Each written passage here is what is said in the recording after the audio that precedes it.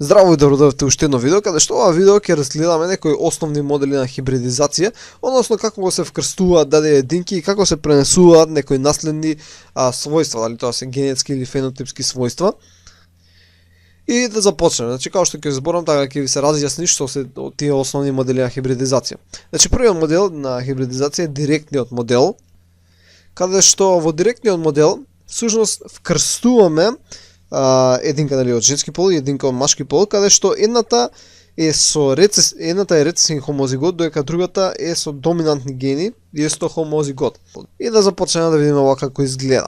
Значи, првин започнуваме со пишуваме P, што значи за парентерална линија, каде што, како што реков, се наоѓаат две единки, машка и женска единка. И во директниот модел ја представуваме женската единка, дека има, значи пред да представиме секогаш се бележи која е машка или женска, значи со одредените символи. Со овој символ се бележи женска единка. И како што рековме, женската единка е хомозигот, значи има ист вид на алел за дадениот ген, е хомозигот со доминантни гени. Значи доминантни алели има за тој даден ген, за таа дадена карактеристика. И го бележиме тоа со голема буква. Сега знаме еден символ кој е налик множење, но всушност тој символ значи вкрстување. Ја вкрстуваме со машка единка, значи машката единка ја бележиме првично со овој символ, и потоа ставаме дека е хомозигот кој носи рецесивни алели за дадениот ген. Сега ова ако би го сумирале за двете единки, ова дека би било само рецесивно А, ова кај женската единка би било доминантно А. И ова би можеле сумирањето да го бележиме со Г. Сега треба да видиме што ќе се добие при првата генерација од нивото вкрстување, и првата генерација ќе ја бележиме со зелена боја и ќе ја бележиме со F1. Таа се бележи со F1, кратенката F доаѓа всушност од зборот филијарна генерација. Сега при првата генерација, сите единки што ќе се добијат, ќе имаат конституција за дадениот ген, која ќе биде ваква. Значи, оние ќе бидат хетерозиготи, кои ќе имаат еден доминантен алел и еден рецесивен. Значи, ова ќе бидат 100% од единките кои ќе се добијат. Значи, 100% од единките кои ќе се добијат. Сега како всушност знаеме каков е процентот, едноставно се прави како, иако рековме како овој знак, значи вкрстување, можете да си го гледате еден вид како множење или собирање. Значи иде А со А со другото А, и после второто доминантно А иде со двете рецесивни А, и се добиваат 4 можни комбинации. И сите 4 комбинации всушност се со едно доминантно А и со едно рецесивно А. Или пак, начинот на кој ќе го правиме понатаму, се прави една ваква табела, значи како мрежа се прави, каде што на горната линија ќе бележиме единките ќе бележиме алелите од едната единка, тоа се двете доминантни алели, додека на другата страна ќе бележиме од другата единка. Сега, од кога ќе направиме тоа, значи ќе повлечеме линии, и што добиваме? Значи, ќе добиеме во секое поле, ќе добиеме истата комбинација. Тоа значи дека 100% од единките во првата генерација ќе бидат хетерозиготи за даденото фенотипско својство или односно за дадениот ген. Сега тоа може да има и други карактеристики, но тоа пак ќе го разгледуваме понатаму, што е монохибридно, дихибридно, трихибридно и така натаму, бидејќи овдека разгледуваме само за еден ген. Сега што ќе се случи ако тој хетерозигот го вкрстиме повторно? Сега ова, например, кај растенија може да се прави со самиот себе си, мислам со друга единка од првата генерација, значи овдека би било друга единка од првата генерација, кој исто е хетерозигот, со иста генска конституција, со истиот алелен облик за дадениот ген, со еден доминантен алел и еден рецесивен. Сега ова не може навистина да се прави кај луѓе, односно може со близнаци, но тоа сосема било погрешно, бидејќи кај луѓето обично се добива еден плод, така не се добиваат повеќе, Мислам може да се добијат нели повеќе близнаци, 3, 4 и така натаму, но дека растенијата многу е лесно се добијат многу повеќе плодови, каде што сите у првата генерација ќе бидат хетерозиготи и многу е лесно да се вкрстат едни со други, со цел да се види што ќе се добие во наредната генерација. И ајде да видиме што ќе добиеме во наредната генерација. Значи, наредната генерација ќе земе со портокалова боја, ќе ја бележиме F2, повторно филиарна, само ова е втора генерација, каде што сега ќе се добијат, значи ако повторно направиме табелата, значи А со мало а и А со мало а, повлечеме вака како линии. И сега, ако ги пополниме местата, ова би било двете ќе би биле големи доминантни алели, одека би имале еден доминантен, еден рецесивен, тука исто еден доминантен, еден рецесивен, и одека двата би биле рецесивни, и овој би бил, значи би имале два хомозигота, ова е хомозиготен, и ова е хомозиготен, а овие два би биле хетерозиготи. Но важното е дека во три од овие конституции, значи 3:1, би се изразил доминантниот алел. Бидејќи ако го имаме него, ево дека сега со бела боја, тој ќе се изрази, овдека го имаме, тука го имаме, тука го имаме, само во една го неаме. Но за ова и за важноста на ова ќе збориме понатаму, сега колку да го спомнеме и да сватите како всушност работи тоа.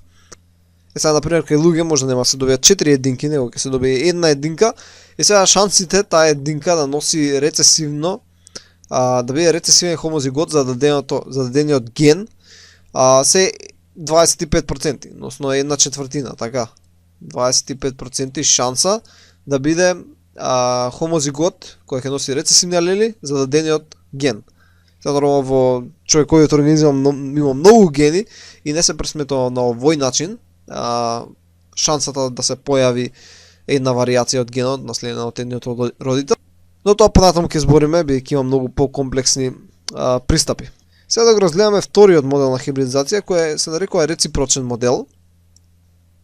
Реципрочниот модел е всушност еднаков на минатиот, односно на директниот, само што е обратно. Сега женката е со рецесивни, хомозигот за рецесивни, значи ајде вака да прежиме П и започнуваме нели со женското.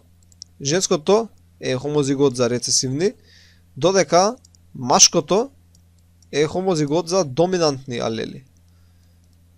И тоа е целата разлика. Понатаму се е исто всушност, само што е обратно. Женското е за рецесивни хомозигот, машкото е за доминантни хомозигот. Нареден е повратен модел.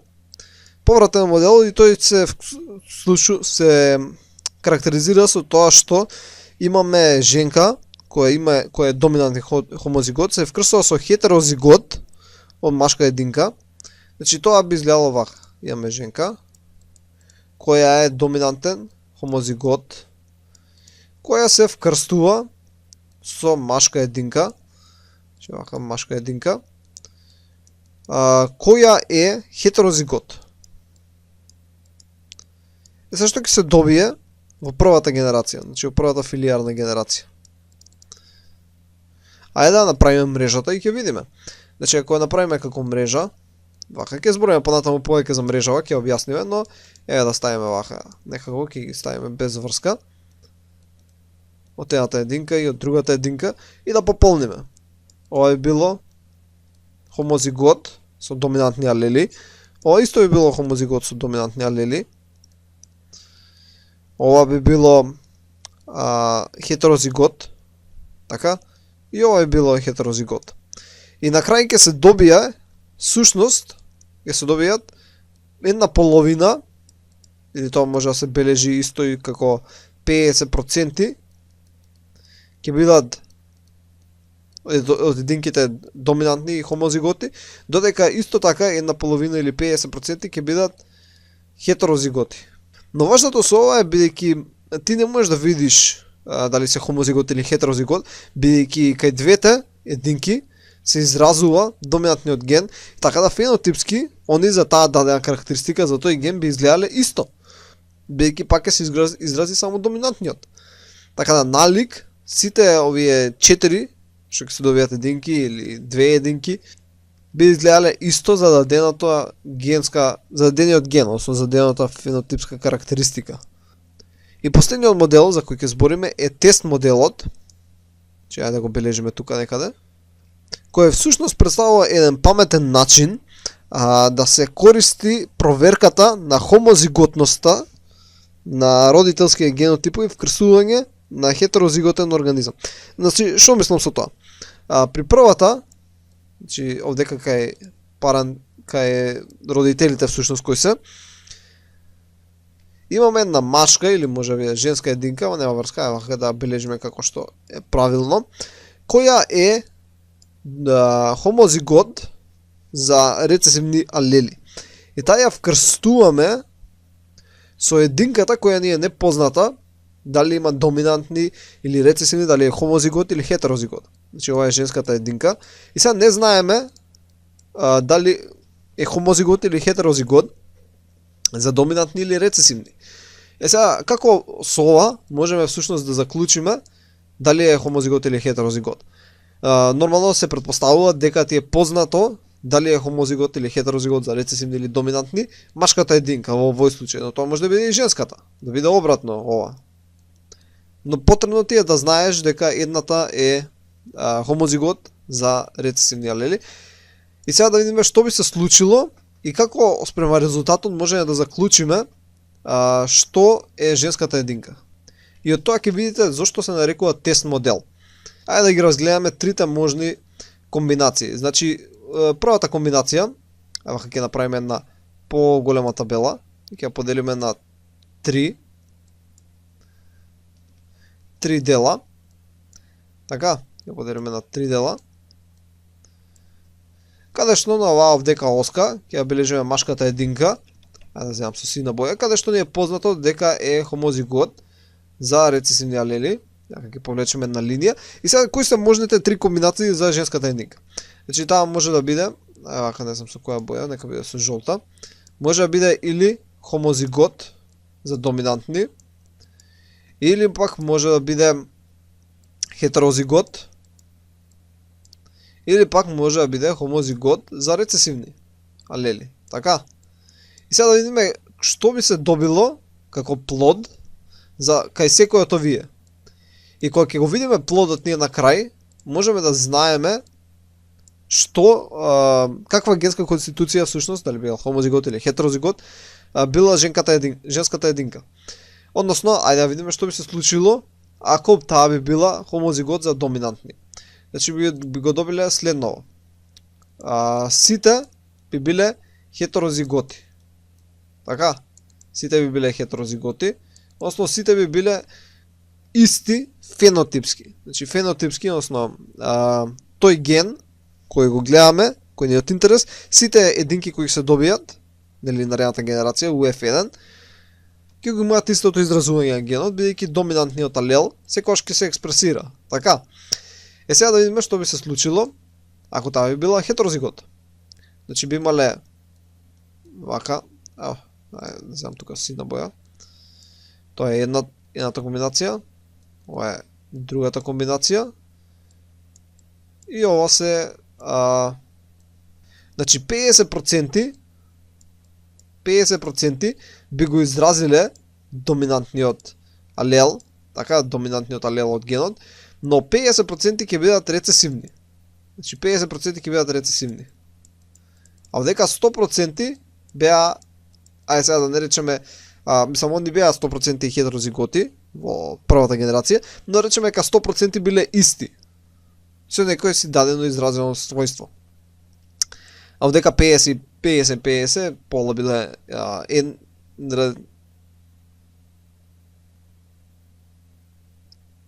значи 50 се разликувале, пола личеле. Имале една генска карактеристика, пола имале друга, односно фенотипска. И сега да видиме што би било ако бил третиот случај.